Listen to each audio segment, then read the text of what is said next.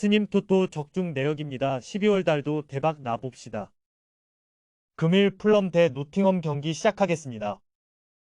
풀럼은 리버풀 원정에서 난타전 끝에 패했다. 해리 윌슨을 시작으로 레이드와 테테 등이 골을 기록하며 승점 추가를 노렸지만 한 골의 격차를 극복하지 못했다. 그래도 최근 두 경기 연속 3골을 뽑아내며 골 결정력이 살아났다. 히메네스가 여전히 골이 안 나오는 건 아쉽지만 최전방에서 연계 플레이는 잘해주고 있다. 노팅엄은 지난 라운드에서 경기 내내 에버튼을 압도했지만 승점 추가에 실패했다. 깁스 화이트와 우드, 엘랑가 등이 다시 스리톱으로 출격했는데 상대의 끈질긴 수비 저항을 넘지 못했다. 때문에 3연패를 당했고 강등권과 격차가 줄었다. 타이트한 스케줄을 소화하는 이번 일정에서는 원정이기에 무리한 공격적인 운영보다는 수비에 치중할 것으로 보인다. 예이츠와 상가레의 투볼란치가 수비 라인 보호를 하며 승점을 노릴 것이다. 풀럼의 승리를 본다. 노팅엄은 반드시 승리가 필요했던 홈 에버튼 전을 패했기에 분위기가 추락한 상태에서 원정에 나서야 한다. 팔리냐가 징계에서 돌아와 중원 우위를 가져갈 수 있고 윌슨과 이워비가 측면을 돌파로 이겨낼 풀럼이 최근의 안정적인 경기력을 다시 보여줄 수 있다. 금일 셰필드 대 리버풀 경기 시작하겠습니다. 셰필드는 승격 동기인 벌리에 대패하는 수모를 당하며 최하위를 탈출하지 못했다. 전반 두 골을 내준 이후 2선 공격수인 맥버니가 퇴장당했고 후반 3골을 내주며 무너졌다. 안정적인 잔류를 위해 나선 이번 시즌인데 시즌 3분의 1이 지난 상황에서 분위기가 암울하다. 게다가 이 경기에는 맥버니가 징계로 빠지기에 하모와 메가티, 아처 등 기대감이 떨어지는 공격 라인을 가동해야 한다. 리버풀은 풀럼에 승리하며 맨시티를 제치고 리그 2위로 올라섰다. 상대에게 끌려가던 경기였는데 교체로 들어온 엔도가 동점골을 터뜨렸고 아놀드가 맨시티전에 이어 중요한 골을 터뜨리며 팀을 승리로 이끌었다. 유로파 1위를 확정하며 16강 직행에 성공했고 이제 리그 우승도 노리고 있다. 부상자들이 돌아오며 풀핏에 가까운 전력으로 경기에 나선다. 리버풀의 승리를 본다. 셰필드가 최상의 조건에서 나서도 쉽지 않은 일정인데 맥버니 없이 리버풀 수비를 넘긴 어렵다. 타이트한 일정을 소화해야 하는 상황이지만 각포와 엘리엇이 선발로 나서도 상대 수비를 공략할 수 있고 살라와 디아즈가 마무리할 리버풀이 승리할 것이다. 금일 슈투트가르트 대 도르트문트 경기 시작하겠습니다. 슈투트는 이번 시즌 라리가의 지로나와 리그왕의 니스 등과 더불어 가장 놀라운 팀이다. 중위권 정도로 평가받았는데 당당히 리그 3분의 1 시점이 지나는 상황에서 우승 경쟁을 하고 있다. 안정적인 중원과 함께 공격 전개가 잘 됐고 세루 기라시와 운다브가 리그 24골을 합작했다. 득점 랭킹 5위 안에 2명의 선수가 포진해 있는데 피리의 지원도 대단하다.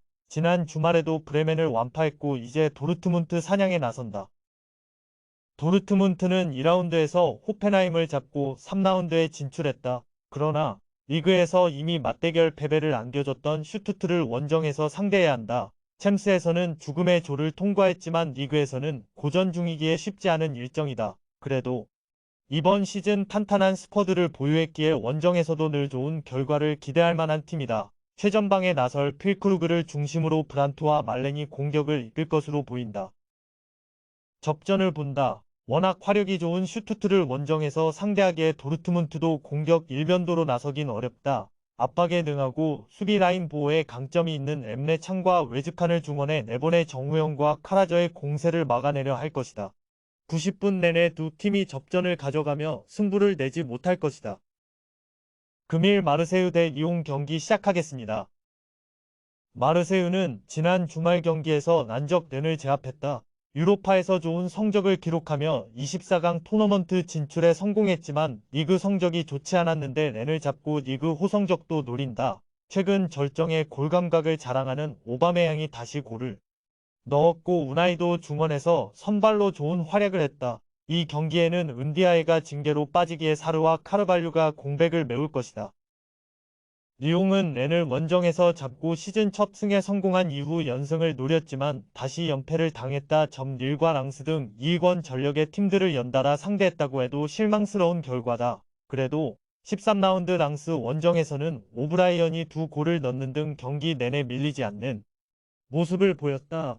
지난 시즌 최고의 스트라이커였던 라카제트가 다시 폼을 회복하고 발데와 체르키가 살아나면 언제든 중위권 도약을 노릴 수 있는 팀이다. 마르세유 상대로는 감독이 구단 버스 테러로 인해 얼굴을 다치는 일도 있었기에 투쟁심을 더 끌어올릴 것이다. 리옹 프렌을 가져간다. 마르세유가 최근 경기력과 분위기 모두 상대를 압도하는 건 사실이다. 그러나 리옹은 지난 마르세유 원정이 상대 서포터들의 테러 속에 구단 버스 창문이 깨지고 감독이 다치는 일이 있었다. 선수들이 한 발 더 뛰는 활동량을 가져가며 수비로 상대 공세를 막아내 리옹이 승점 한 점을 가져갈 수 있다. 금일 에스턴 빌라 대 맨시티 경기 시작하겠습니다. 빌라는 지난 주말 경기에서 본머스와 비겼다. 경기 내내 주도권을 잡았지만 선제골과 추가골을 내주며 스코어를 뒤졌는데 잉글랜드 국대 스트라이커인 와킨스가 종료 직전 동점골을 터뜨렸다. 때문에 챔스권 순위인 4위를 유지했고 이 경기를 승리하면 맨시티와 순위를 바꿀 수 있다. 단, 상대가 워낙 강팀이기에 틸레만스와 루이즈, 맥긴 등 3선 미드필더들을 대고 내세워 상대에 맞설 것이다. 맨시티는 난타전 끝에 토트넘과 지난 주말 무승부를 기록했다. 그릴리시의 골이 나오며 승점 3점을 가져가나 했지만 후반 45분 쿨루셉스키에게 동점골을 허용하고 말았다. 때문에 선두인 아스날과 승점 차가 벌어졌고 이 경기 승리가 필요하다. 타이트한 일정이지만 홀란드와 실바 등이 연속 풀타임을 소화할 것으로 보인다. 단, 로드리가 징계로 빠지기에 루이스와 누네스 등이 중원에 나서야 한다.